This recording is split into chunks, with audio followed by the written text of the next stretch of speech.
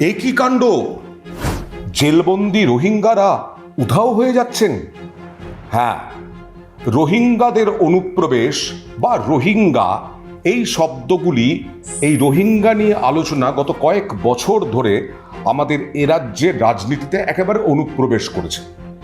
রোহিঙ্গারা নাকি ছেয়ে গেছে, কয়েক লক্ষ রোহিঙ্গা নাকি কলকাতা সহ বিভিন্ন জায়গায় বসবাস করছেন এবং সেই রোহিঙ্গারা নাকি ভোট বাক্সেও তাদের ভোট দান করছেন।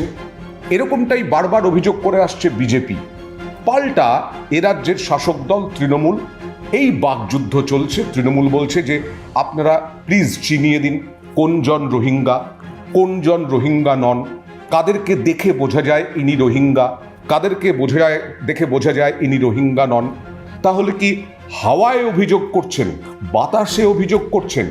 এই ধরনের পর্যবেক্ষণ অত্যন্ত স্বাভাবিক। যারা সংবিধানকে মানেন তাদের সবার ক্ষেত্রে এই ধরনের পর্যবেক্ষণ বা এই ধরনের বক্তব্যই সবাই এক্সপেক্ট করবে। এটা হতে পারে না যে কোনো যে কেউ এসে এইখানে থাকতে পারবে। এটা কোনো ধর্মশালা নয়, ধর্মশালা হওয়া উচিত নয়। যে সুপ্রিম কোর্ট যে কথা বলেছে তাকে আমরা স্বাগত জানাচ্ছি। चीफ जस्टिस ऑफ इंडिया है, सब जज को कोई लूज कमेंट करना नहीं चाहिए। पहले जो था हमारा इंडियन जुडिशियरी में, जज लोग कम बात करते थे और जजमेंट के जो बोलना है वो बोलते थे। आजकल जज लोग ज्यादा बात करते हैं टीआरपी बढ़ाने के लिए, जजमेंट नहीं देते हैं। That is all difficulty. এইখান থেকেই রাজনৈতিক তরজা তুঙ্গে রোহিঙ্গাদের নিয়ে। রোহিঙ্গা কারা? মায়ানমার থেকে বিতাড়িত, তারা বাংলাদেশের সীমান্তে লক্ষ লক্ষ মানুষ তারা বসবাস করছেন। তাদের বলার ভাষা আলাদা, তাদের কথা আলাদা। সুতরাং রোহিঙ্গা, আমাদের এখানে রোহিঙ্গা ঢুকে পড়েছে, এখনো পর্যন্ত সেই প্রমাণ যদিও বিরোধী দল সেইভাবে দিতে পারেনি। কিন্তু রোহিঙ্গারা যে জেল থেকে উধাও হয়ে যাচ্ছে, যে কয়েকজন রোহিঙ্গাকে ধরা হচ্ছে, সেই রোহিঙ্গারা যে জেল থেকে উধাও হয়ে যাচ্ছে সে ব্যাপারে সুপ্রিম কোর্ট আজকে কড়া পর্যবেক্ষণ রেখেছেন। মাত্র 5 জন রোহিঙ্গা, তাদেরকে ধরা হয়েছিল অনুপ্রবেশ করেছেন বলে। খুব স্বাভাবিক, আমাদের এখানে তো রেড কার্পেট অনুপ্রবেশকারীদের জন্য দেওয়া যাবে না, এটা তো ধর্মশালা নয়। এটা আমরা সবাই জানি যে আমাদের দেশে অনুপ্রবেশকারীর সংখ্যা বাড়লে আমাদের দেশের যুবক যুবতীদের বিভিন্ন কাজ কর্ম সেইগুলোতে ঘাটতি হবে, আমাদের অর্থনীতির উপরে বোঝা চাপবে। কিন্তু তার দায় কার? রোহিঙ্গারা যদি অনুপ্রবেশ করে থাকেন তার জন্য দায় কার? যেমন বিভিন্ন বিজেপি বারবার বলার চেষ্টা করে যে এ রাজ্যের শাসক দল রোহিঙ্গা বা অনুপ্রবেশকারীদের আশ্রয় দিচ্ছে। পাল্টা তৃণমূল প্রশ্ন তোলে যে বিএসএফ তাহলে কি করছে? বিএসএফ এর তো উচিত এই অনুপ্রবেশকারীদের ঠেকানো। যাই হোক না কেন, আজকে যেটা হলো, আবার সুপ্রিম কোর্ট পর্যবেক্ষণে কড়া মনোভাব দেখালো এবং অনুপ্রবেশকারীদের কি লাল কার্পেট আমরা বিছিয়ে দেব, লাল কার্পেট পাতব? আবার প্রশ্ন। কিন্তু এই প্রশ্নে সুপ্রিম কোর্ট কড়া পর্যবেক্ষণ রাখলেও এই নিয়ে কি সমস্যার সমাধান হবে? আজকে থেকে নয়, গত যদি আমরা ধরি 40 বছর, মিনিমাম যদি একটা ধরি 40 বছর সময়, এই 40 বছরেই টানা আপনারা যদি দেখেন বিভিন্ন মিডিয়ার ক্লিপিংস, বিভিন্ন প্রিন্ট মিডিয়ার ক্লিপিংস বা ইলেকট্রনিক মিডিয়ার ক্লিপিংস, তাহলে অনুপ্রবেশকারী নিয়ে বাকযুদ্ধ তরজা বরাবর চলছে। কারণ ভারতের সঙ্গে বাংলাদেশের হাজার কয়েক কিলোমিটার হচ্ছে সীমান্ত। সেই সীমান্ত দিয়ে অনুপ্রবেশের সমস্যা আজকের সমস্যা নয়। কিন্তু এবার হয়তো সুপ্রিম কোর্ট অনেক বেশি কড়া মনোভাব দেখাচ্ছে। জেলবন্দি রোহিঙ্গা উদ্বাস্তুরা উধাও হয়ে যাচ্ছে এমনই অভিযোগ তুলেছিলেন আবেদনকারী পক্ষ। আর সেখানেই অনুপ্রবেশকারীদের জন্য কি আমাদের রেড কার্পেট বিছিয়ে দেওয়া উচিত?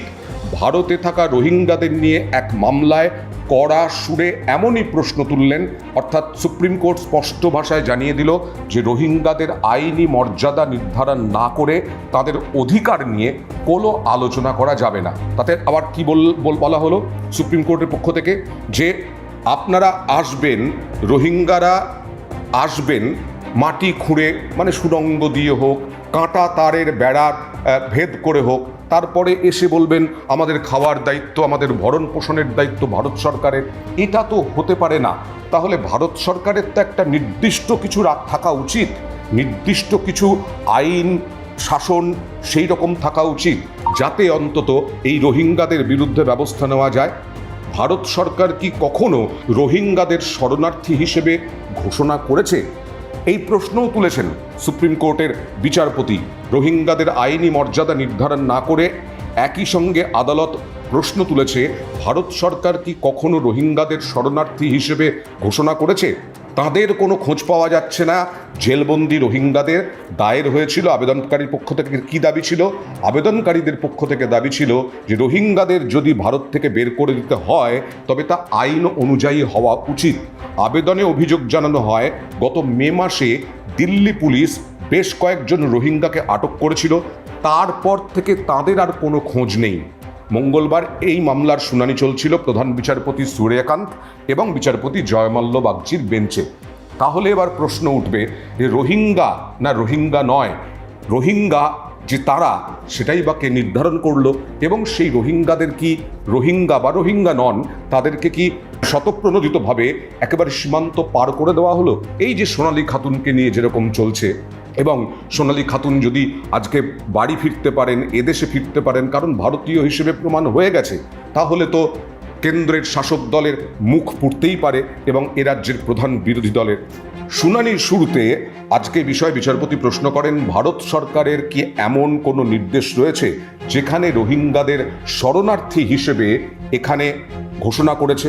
যদি কেউ এখানে অবৈধভাবে প্রবেশ করে তাহলে তাদের এদেশে রাখার জন্য আমাদের কি কোনো বাধ্যবাধকতা আছে? আরও প্রশ্ন, যদি ওদের ভারতে থাকার আইনি অধিকার না থাকে এবং তারা যদি অনুপ্রবেশকারী হন তাহলে সেই সব অনুপ্রবেশকারীকে স্বাগত জানানোর জন্য আমরা কি লাল গালিচা, লাল কার্পেট, রেড কার্পেট বিছিয়ে রাখবো? এই প্রেক্ষিতে আবেদনকারী পক্ষের আইনজীবী বলেন, রোহিঙ্গাদের জন্য শরণার্থী মর্যাদা চাইছেন না তারা, শুধুমাত্র আইন অনুযায়ী নির্বাসন প্রক্রিয়া করা হোক এটাই চান। এবার বিচারপতি বলছেন যে প্রথমে আপনি সুড়ঙ্গ খুঁড়ে বা বেড়া টপকে অবৈধভাবে ভারতে ঢুকলেন, তারপর আপনি বলছেন এখন যেহেতু আমি এসেছি ভারতীয় আইন আমার উপর প্রযোজ্য হওয়া উচিত এবং আমার সন্তানদের জন্য খাদ্য, আশ্রয় এবং শিক্ষার ব্যবস্থা করা উচিত, এবং আমার সন্তানদের জন্য আরও অনেক কিছু করা উচিত, শিক্ষা, স্বাস্থ্য, সব কেন? অনুপ্রবেশকারীদের জন্য আমাদের কোনো আইন থাকবে না যে তাদের আইন অনুযায়ী তাদেরকে আমরা ডিপোর্ট করব, আইন অনুযায়ী আমরা তাদের পুশব্যাক করব? সুতরাং বিচারপতি আরও বলেন, ভারতে ইতিমধ্যেই লক্ষ লক্ষ দরিদ্র নাগরিক রয়েছেন যাদের দিকে মনোযোগ দেওয়া প্রয়োজন। পাশাপাশি এটাও জানান যে অবৈধভাবে কেউ প্রবেশ করলেও তাদের ওপর নির্যাতন করা উচিত নয়। তার মানে আমাদের বিচার ব্যবস্থা এর আগেও কড়া মনোভাব দেখিয়েছে। কোন কোন ক্ষেত্রে দেখিয়েছে? যেমন শ্রীলঙ্কা তামিল শরণার্থীদের নিয়ে দেখিয়েছে। সুপ্রিম কোর্ট বলেছিল যে ভারত সারা বিশ্বের শরণার্থীদের আশ্রয়স্থল হতে পারে না, এই দেশ কোনো ধর্মশালা নয়। মে মাসে আদালত আরও একটি আবেদনে মন্তব্য করেছিল, রোহিঙ্গাদের সমুদ্রে ফেলে দেওয়ার গল্পটি রূপকথার মতো শোনাচ্ছে।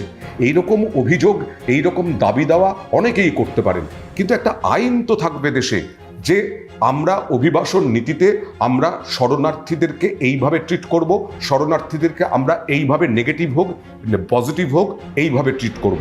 আইন অনুযায়ী তারা যদি চলেও আসেন শরণার্থীরা, আমেরিকায় প্রচুর শরণার্থী ঢুকে পড়ছে, কিন্তু তাদের উপর নির্যাতন, তার একটা গণতান্ত্রিক দেশে নির্যাতনটা কোনোভাবেই বৈধ নয়। বরং আইন মেনে তাদের জন্য কোনো আইন হোক, সেই আইন মেনে তাদের দেশে ফেরত পাঠানো হোক বা এদেশ থেকে বিতাড়িত করা হোক। কারণ অনুপ্রবেশকারীতে কখনো ছেয়ে যেতে পারে না আমাদের দেশ। পাকিস্তানের সীমান্ত, ভুটান সীমান্ত, নেপাল সীমান্ত, বাংলাদেশ সীমান্ত, শ্রীলঙ্কা সীমান্ত, চীন সীমান্ত, অনেক সীমান্তে ঘেরা এই ভারত।